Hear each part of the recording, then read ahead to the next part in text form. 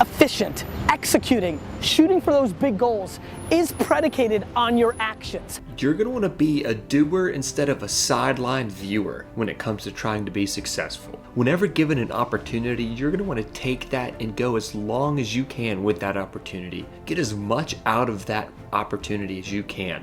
You want to get all the information, meet all the people, and do everything you can within that facet in order to get as much knowledge and intel and wisdom from anything that you do that you can possibly use further down the line. Regret is the fuel besides gratitude that drives my life. Because you never know what tip or what idea somebody's going to give you, which will be incredibly beneficial years down the line and inspire you or help you get over this hard time. It could be just a phrase or it could be an action. There's no telling what it could be. Because getting these opportunities is super important. You don't want to be offered an opportunity and decline, because that could extremely harm your growth and sidetrack your plan of success severely. That opportunity could have opened some doors that you never thought possible by looking at it from the outside. You want to accept as many game-changing opportunities. Here's the punchline.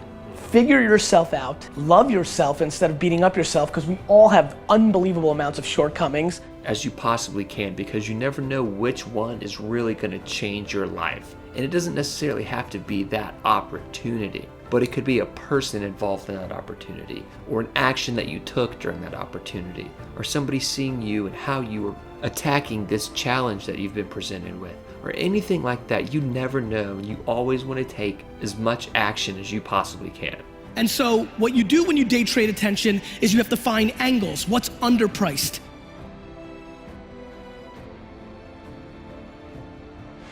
I sit in rooms every day. And you guys know I love to sit with kids and jam and do shit. Almost every day, I have a situation. Every month, I will meet at least one person that's gonna cry to me that they don't have anything and it's hard, and they didn't get lucky and they got nothing and it's hard. And then I will equally have dinner with somebody else who will tell me that it's hard and difficult. Happened today downstairs because they had too much. They're not hungry because their parents did everything for them. Their mom and dad fucked them up because they gave them too much. Which the people that have nothing, a bunch of you just sat. I've had people who have $50 million trust funds cry to me at dinner that their life sucks because they've never fought for anything, they never did anything, and they don't have any purpose, and they're lost, and they're suicidal. If I told you to get to the other side of that wall, you would 100% get there. The problem with Vayner sometimes is you would, and we were in a glass office, he's like, you would run through the glass and get cut to get there when you could have just opened the door. He thought he was razzing me. I was pumped. I was like, because I got him back, and it's fun chess, right? I'm like, brother, the reason you're paying me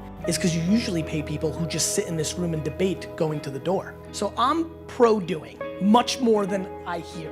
I believe a lot of my strategy comes from the ABCDEFG testing that gave me the answer more than me thinking I can come up with the answer. However, not having a good strategy is always a vulnerability too. But it's a vulnerability of wasted time that gives you context, like this investment earlier. I've already won by the bet. This could go out of business. The learnings over the next 36 months are ROI positive for the way I play. So I think you've got to know yourself, because other people are far. I'm an entrepreneur. I'm not capable of sitting down and doing type A work. Other people's chemicals are type A, so for them, strategy might be the strength. The reason I say the thing that if there's anybody that ever looked like you that made it, then there's no excuse, is because I believe it. You know, it's really hard. You're in an argument and your friend tells you, that's great, Gary, but both my parents were alcoholics. And that really f***ed me up. Right now you're on the defense. That's a good first punch by them. I'm like, cool, we don't need to use me.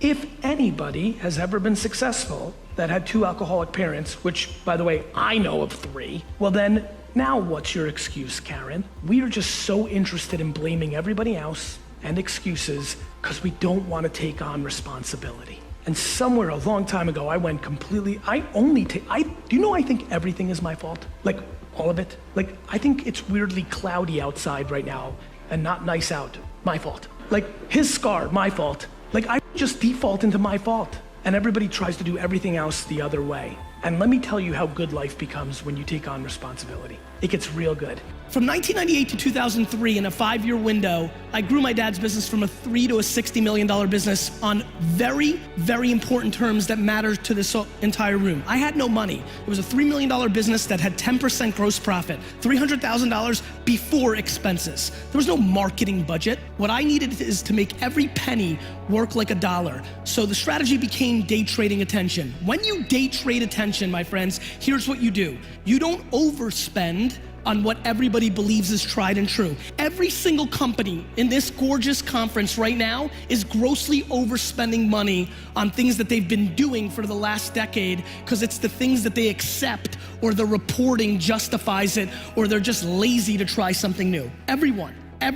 And so what you do when you day trade attention is you have to find angles. What's underpriced? How many people here do email marketing or have done email marketing in their lives? Raise your hands. Perfect, a lot of you. In 1997, I started an email newsletter. Most people that came into my liquor store didn't even know what email was in 1997. I collected, and in 1998, I had a 200,000 person email newsletter with 91% open rates.